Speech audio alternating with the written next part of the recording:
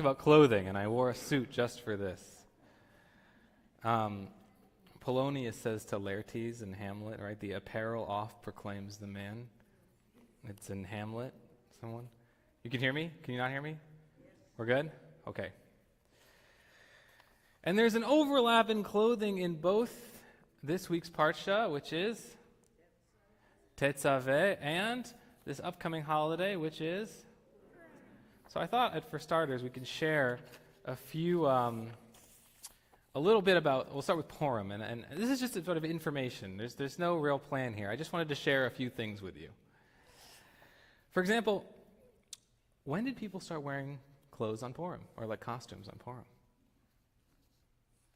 Turns out the first mention of it is from the Mahari Mintz, is an Italian rabbi in the late 1400s, 1508 I think is when he passes away, and he's writing responsa. He's writing halachic letters to people where he tells people, the first mention of it, right, it's fine to dress up in a costume on Purim. That's acceptable. This is relatively late in Jewish development, right? And later on, a rabbi notes that this is actually the same setting as like Carnival and Mardi Gras. It's like the exact sort of time period and space, and Venice and Italy, they were in costumes. So it's possible that Italian Jews noticed dressing in costumes and sort of leaned into that, and they probably leaned into it because of the hero of the Purim story, who is, of course, I was going to say Esther, but Esther is a really interesting word, right? Because Esther has a similar shoresh, or same shoresh, as the word? Close. In this case, it's Hebrew word, Hester, to hide. Right? Thanks. Yeah, there was a moment of revelation, light bulb right there.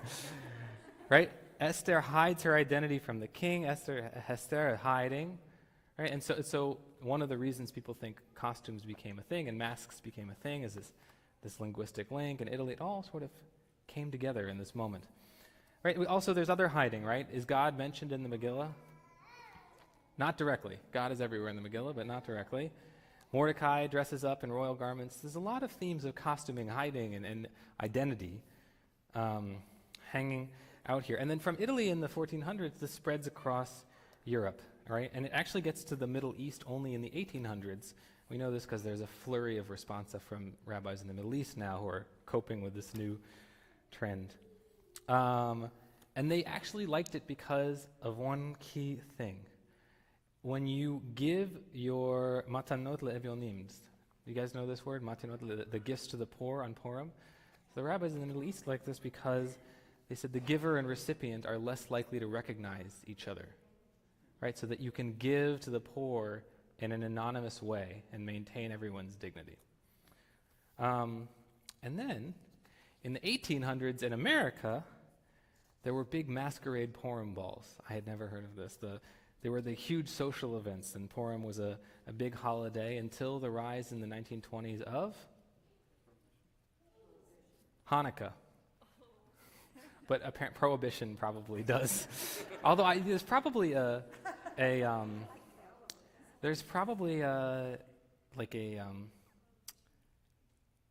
connection there. I don't know. Wasn't Uncle Chaim like a rum runner or something? He had a speakeasy. Anyway, okay. My parents are here. Well, did I lose my parents are here this week, so I can ask questions like that. Okay. All right. So that brings us to this week's Parsha. Because this week's Parsha, Tetzaveh, is all about garments, and specifically the garments of the high priest. I'm going to read a bit, right, from Exodus 28 here, 4 actually, right? Ve'ele, habigdim, asher ya'asu choshen ve'ephod umayil. So these are the vestments that they're going to make for the high priest, right? A breastpiece, an ephod, whatever exactly that is, a robe, a fringed tunic, a headdress, and a sash. They shall make these sacral vestments for their brother Aaron and his sons. Lots of details. That shall have crimson yarns. I'm going to... right, and then we go to the very end of this garment. They shall take, right, lapis lazuli stones. They shall engrave upon them the names of all the children of Israel, right? 6 of their names on one set of stones, 6 of the names on the other, and in the order of their birth. And then they go on later in the Parshat to say there's going to be 12 stones set around that, one for each tribe of Israel. Okay. Does anyone know what the word midah means? It's not a quiz. It's just, yeah. Midah is a spiritual sort of quality. And there's an idea that comes from this Musar.